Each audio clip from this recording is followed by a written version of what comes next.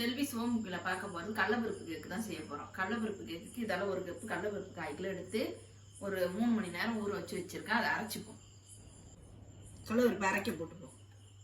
எவ்வளோ நேரம் ஊற வச்சுருந்தோம்மா? ஒரு 3 மணி நேரம் ஊற வச்சுருங்க. நல்லா கெட்டியாக அரைச்சிக்கணும், கல் மாரி. ரொம்ப தடன்னு அரைக்கக்கூடாது. கொஞ்சம் போது தண்ணி ஊற்றிப்போம், கொஞ்சம் போது உப்பு போட்டுப்போம். இதை அரைச்சிப்போம்.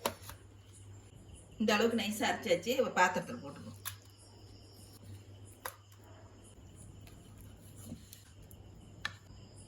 இந்த கப்பால் 1 கப்பு கடலப்பருப்பு, அதுக்கு 1/2 கப்பு வெல்லம் போட்டுப்போம். 1 ஸ்பூன் ஏலக்காய் தூள் போட்டுப்போம். இந்த கப்பால் 1 கப்பு தேங்காய் எடுத்து வச்சிருக்கோம், அதை போட்டுப்போம். எல்லாத்தையும் நல்லா கலந்து விட்டுப்போம்.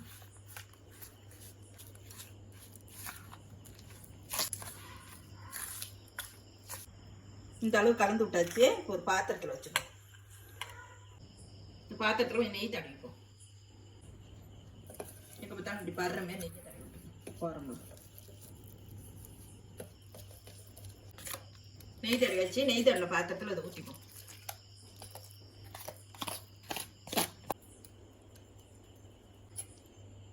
பாத்திரத்தில் மட்டமாக தடவி விட்டுப்போம்.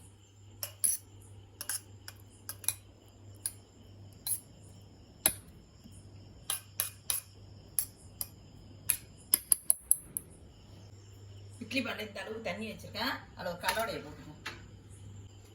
ஒரு கலோடையை போட்டு அதை இதை எடுத்து வச்சுப்போம். மேலே ஒரு தட்டை போட்டு மூடிப்போம். மூடி ஒரு 20 நிமிஷம் வெந்தா போகிறோம். வேகட்டும். 1/2 மணி நேரம் ஆயிடுச்சு. இப்போ திறந்து பார்த்துப்போம்.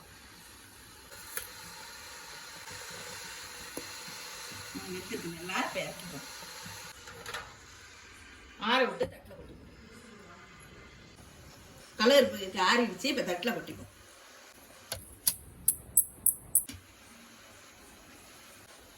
இப்போ வெட்டிப்போம். சாப்பிட்டா இருக்கு பாரு.